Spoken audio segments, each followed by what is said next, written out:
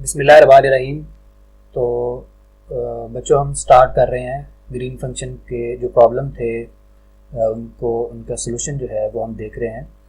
तो हम नेक्स्ट फिर एक प्रॉब्लम लेके आए हैं जिसमें है you show that the green functions for equation d square by d x square g is equal to minus delta x minus x dash with boundary conditions this one यानी g of zero x dash is equal to zero and that is equivalent to g of 1 x dash is, यानी इसके correspond ये boundary condition है और green function जो है वो बराबर आना चाहिए 1 minus x dash into x for x less than x dash and that should be equivalent to 1 minus x into x dash for x is greater than x dash. यानी ये हमने finding करनी है, ये ग्रीन फंक्शन हमने निकालना है और हमें ये इनपुट दी हुई है, ये हमें डाटा दिया हुआ है। तो हम इसका सोल्यूशन देखते हैं कि सोल्यूशन में हमने वही मेथड और वही स्टेप्स यूज़ करने हैं जो हम इसे पिछले लेक्चर में यूज़ कर चुके हैं। तो काइंडली आपने अगर वो स्टेप्स नहीं देखे तो उसको पहले देखें ताकि हमें अंदाज़ा हो जाए कि किस तरह से हम डिफरेंट स्टेप्स को यूज़ करते हैं एक सीक्वेंस के तहत और हम ये रिक्वायर्ड ग्रीन फंक्शन तक पहुंचते हैं। तो बच्चों, सबसे पहला जो स्टेप था वो आपको याद होगा, वो ये था कि हमने एक ऑपरेटर को ऑपरेट करना होता है एक फ़र्ज़ी ग्रीन फंक्शन पे और उसको ऑपरेट करने के बाद हमारा जो आंसर आना चाहिए वो एक डेल्टा फंक्शन की फॉर्म में आना चाहिए, तब वो जो फंक्शन है वो ग्रीन फंक्शन होगा, वरना वो ग्रीन फंक्शन नहीं होगा। तो इस स्टेप को देखें कैसे करते हैं। हम ये जो वैल्यू है इसको प्रॉपर वे में लिखते हैं ताकि ये ऑपरेटर की फॉर्म में हमें नज़र आना शुरू हो जाए।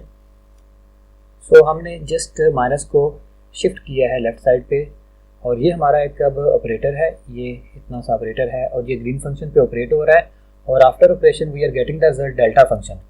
So we could call this function is a green function क्योंकि definition of green function ही ये है कि when we operate any operator on the green function and the result should be a delta function. So that's why we will call this function a green function. तो ये एक फर्जी function है, फिलहाल हम इसको फाइंड करते हैं कि इसका रियल ग्रीन फंक्शन जो है वो ये आएगा और वो कैसे आएगा। तो इसका पहला स्टेप ये था कि हमने ऑपरेटर को ऑपरेट किया ग्रीन फंक्शन पे और हमारे पास आंसर आना चाहिए डेल्टा फंक्शन। अब उसके बाद आपको पता है कि डेल्टा फंक्शन की दो करैक्टरिस्टिक थी कि एक तो डेल्टा फंक्शन की हमारे पास दो वैल्यूज़ होती हैं कि जब x equal to x dash हो और जब x equal not equal to x dash हो। जब x equal to x dash हो तो 1 आता है, तो जब x not equal to x dash हो तो इसका आंसर 0 आता है। तो हम सिर्फ यही करैक्टरिस्टिक यूज़ करते हैं, हमें पता है। तो x not equal to x dash हम लेके करेंगे तो इसका वैल्यू जो है इसकी वैल्यू हम 0 के बराबर लिखेंगे, डेल्टा की वैल्यू 0 आएगी। तो इसमें फिर दो केस बन जाएंगे x not equal to x dash के। एक केस बन जाएगा कि x not equal to x dash और दूसरा केस बनेगा x is greater than x dash. तो चूँकि ये दोनों ही में x जो है वो x डैश के इक्वल नहीं है, लिहाजा इस केस के कॉरेस्पॉन्ड फर्दर दो ये केस हमारे पास आएंगे। अब जब ये कंडीशन हम अप्लाई करते हैं तो हमारे पास जो फंक्शन आता है x not equal to x dash पे उसको हम लेफ़्ट ग्रीन फंक्शन बोलते हैं और जब हम ये केस अप्लाई करते हैं तो इसके कॉरेस्पॉन्ड हमारे पास जो फंक्शन आता है उसे हम राइट ग्रीन फंक्शन बोलते हैं। तो इस सीक्वेंस को हम लेके आगे बढ़ते हैं और देखते हैं कि नेक्स्ट हमारे पास क्या रिजल्ट्स आते हैं। तो हम इसको लिखेंगे, ये हमारे पास ऑपरेटर है, ऑपरेटर को हम एक सिंबॉलिक रिप्रेजेंटेशन अल्फ़ा से डिनोट कर रहे हैं। ये अल्फ़ा बराबर आ जाएगा alpha into G, that should be equivalent to delta into x minus x dash. और यहाँ पे हमें नज़र आ रहा है कि जो अल्फ़ा की वैल्यू है वो बराबर है minus D square by D x square. ये अल्फ़ा की वैल्यू है और हमें पता है कि हमें कंडीशन इम्पोज करनी है इस पे x not equal to x dash. So that's why हमारे पास ये जो इक्वेशन है ये इक्वेशन बन जाएगी minus D square by D x square into G is equal to 0। तो ये हमारे पास एक रिज़ल्ट आ जाएगा। ऑपरेशन के बाद ऑपरेटर को ऑपरेट किया और ये कंडीशन इस पर इम्पोज की डेल्टा की x not equal to x dash लिया, तो ये हमारे पास एक कंडीशन आ गई है, इसको हम ऑक्सिलरी इक्वेशन की फॉर्म में लिखते हैं। तो ये हमारी इक्वेशन थी। हम इसकी अगर ऑक्सिलरी इक्वेशन या एक आर्बिट्रेरी इक्वेशन डेवलप करते हैं तो ये आ जाएगा minus D square G is equivalent to 0। यहाँ पे d एक हमारे वेरिएबल के तौर पे आएगा ऑक्सिलरी इक्वेशन में और अगर आप इसकी वैल्यू निकालते हैं तो डेफिनेटली d की वैल्यू हमारे पास यहाँ पे 0 के बराबर आ रही है। तो अगर इस ऑपरेटर को हम ऑपरेट करते हैं और हमारी ऑक्सिलरी इक्वेशन में ये वैल्यू आती है d की, तो इसका कॉरेस्पॉन्डिंग सोल्यूशन जो है वो हमें पता है कि बराबर होता है g of, so its solution will be, इस इक्वेशन का जो सोल्यूशन आएगा वो आएगा g g of x dash is equal to a x plus b. तो जो हमारे पास रिज़ल्ट आया ऑक्सिलरी इक्वेशन से, हमारे पास जो फैक्टर्स आए उनके बाद हम इसको इसमें पुट करने के बाद ये हमारे ये एक इक्वेशन आएगी, ये सोल्यूशन आएगा। अब ये जो इक्वेशन या सोल्यूशन हमारे पास आया है इसमें दो केसेस होंगे। डेफिनेटली हमने वो केस लिया हुआ है जिसमें एक्स जो है वो एक्स डैश के इक्वल नहीं था, तो उसके x not equal to x dash में दो केस आएंगे। उसमें फर्स्ट केस है, उसको हम लेते हैं case 1 for x not equal to x dash में पहला हम केस ले रहे हैं कि x is less than x dash. अगर x less than x dash है तो इसको हम केस 1 बोलेंगे। तो ये जो हमारे पास सॉल्यूशन था इसको हम लेफ्ट ग्रीन फंक्शन का नाम देंगे और ये बराबर आ जाएगा a1x प्लस b1, यानी उसी सॉल्यूशन को हम दो तरह से इस्तेमाल कर रहे हैं। जो जनरल सॉल्यूशन आया था, एक दफ़ा x की वैल्यू x डैश से लेस लेके उसके लिए जो हमारे पास रिजल्ट आएगा उसको लेफ्ट ग्रीन फंक्शन बोलेंगे, और एक दफ़ा x की वैल्यू x डैश से ग्रेटर लेंगे वो केस 2 होगा, उसके लिए हमारे पास जो सॉल्यूशन आएगा उसे राइट ग्रीन फंक्शन का नाम देंगे। तो अब इसमें हम बाउंड्री कंडीशन अप्लाई करते हैं। जो हमें बाउंड्री कंडीशन शुरू में मैंने लिखा था, क्वेश्चंस में लिखी हुई थी कि जी एफ 0x जो है वो 0 के बराबर है। तो ये बाउंड्री कंडीशन अप्लाई करने के बाद हमारे पास देखते हैं कि इसका क्या रिजल्ट आता है। तो बाउंड्री कंडीशन अप्लाई करें, जी ऑफ एल 0x डैश, ये आ जाएगा जी a1, ये सारा फैक्टर 0 हो जाएगा, that is equal to b1। So after applying the boundary condition we are getting the result b1 equal to 0, क्योंकि जी ऑफ एल 0x डैश ये हमारे पास 0 के बराबर है। सो b1 की वैल्यू 0 आ गई। अगर आप इस फंक्शन में इसको पुट करते हैं तो हमारे पास लेफ्ट ग्रीन फंक्शन आ जाएगा x डैश। इसी इक्वेशन को रीराइट कर रहा हूँ आफ्टर सब्स्टिट्यूशन, b1 चूँकि 0 हो चुका है तो gl हमारे पास आ जाएगा a1x के।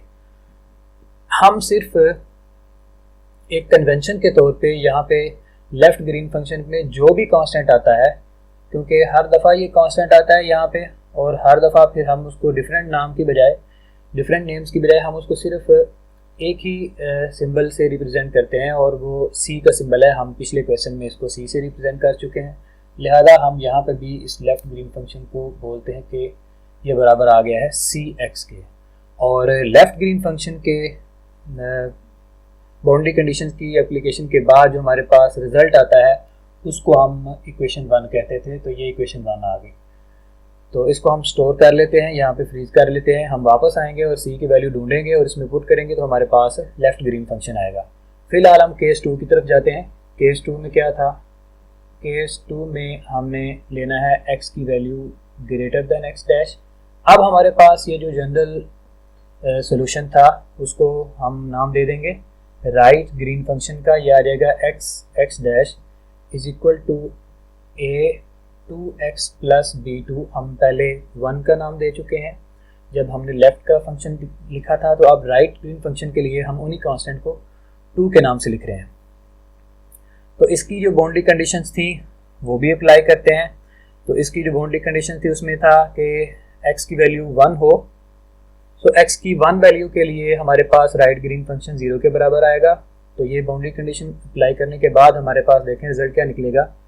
सो after applying the boundary condition replace x with 1, x dash, x की जगह पे 1 आएगा, a2 प्लस b2 हो जाएगा। तो ये बाउंड्री कंडीशन में इसकी वैल्यू 0 लिखी हुई थी, इसको आप 0 के बराबर ले लें तो that will equal to 0 is equal to a2 plus b2। यहाँ से अगर आप वैल्यू निकाल लेते हैं b2 की तो वो बराबर आ जाएगा minus a2 is equal to b2।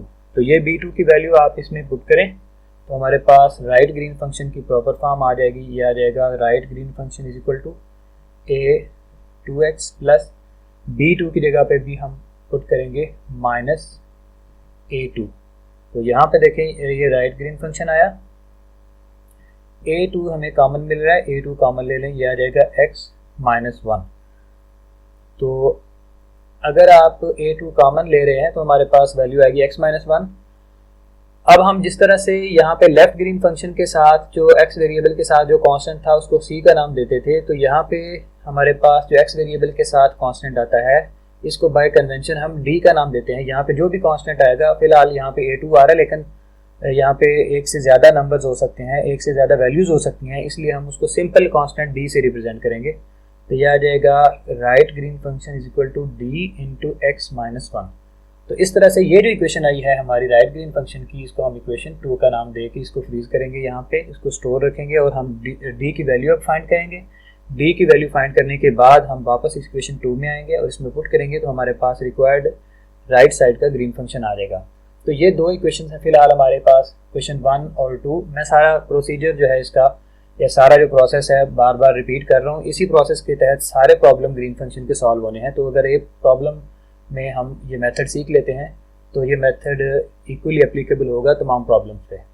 तो ये इसलिए हम इक्वेशन 1 और इक्वेशन 2 में हमेशा इक्वेशन 1 में जो लेफ्ट ग्रीन फंक्शन में अननोन होगा उसे सी का नाम देंगे, और इक्वेशन 2 के अंदर जो राइट ग्रीन फंक्शन होगा उसमें जो अननोन होगा उसमें जो कांस्टेंट होगा उसको हम डी का नाम देंगे। और अब हम इस स्टेप के बाद क्या करेंगे कि सी और डी की वैल्यू फाइंड करेंगे, और सी और डी की वैल्यू फाइंड करने के लिए भी हमारे पास दो स्टेप्स थे जो हमने लास्ट प्रॉब्लम्स में प्रीवियस लेक्चर में डिस्कस किए थे। कि एक तो हम कंडीशन इम्पोज करते हैं लेफ़्ट और ग्रीन फंक्शन पे, कि लेफ़्ट और ग्रीन फंक्शन जो होते हैं वो एक्स और एक्स डैश के जब वैल्यू को हम बराबर रखते हैं तो उस वक्त चूँकि लेफ़्ट भी और ग्रीन राइट भी, ये दोनों जो ग्रीन फंक्शन है ये कंटिन्यूस फंक्शन है, तो कंटिन्यूटी की कंडीशन हम अप्लाई करते हैं एक, और दूसरी ऑपरेटर की कंडीशन अप्लाई करते हैं।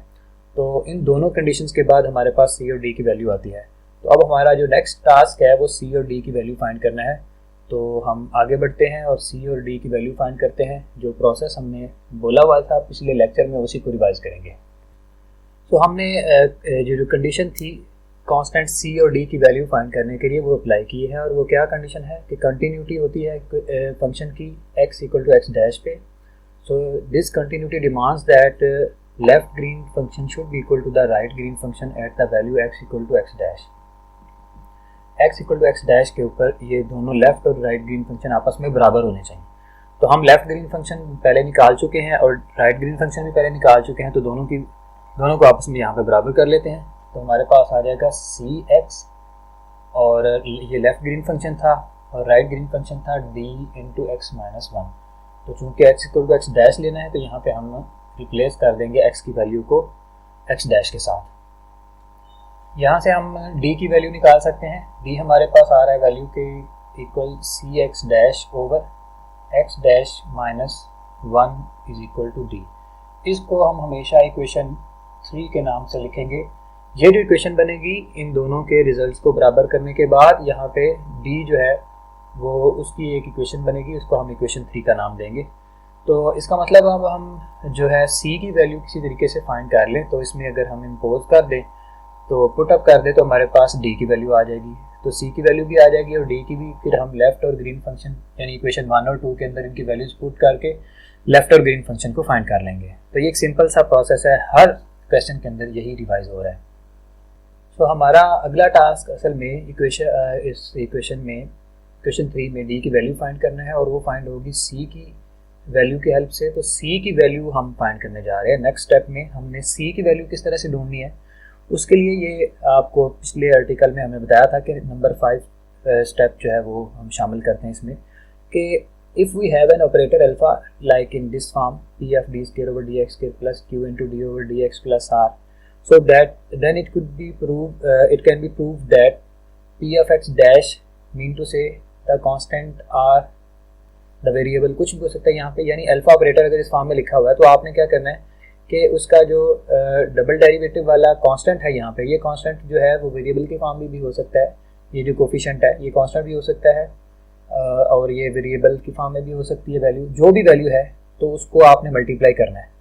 यहाँ पे जो अल्फा ऑपरेटर के अंदर हमारे पास डबल डेरिवेटिव के साथ जो भी वैल्यू एग्जिस्ट कर रही होती है उसको हमने मल्टीप्लाई करना होता है। किसके साथ?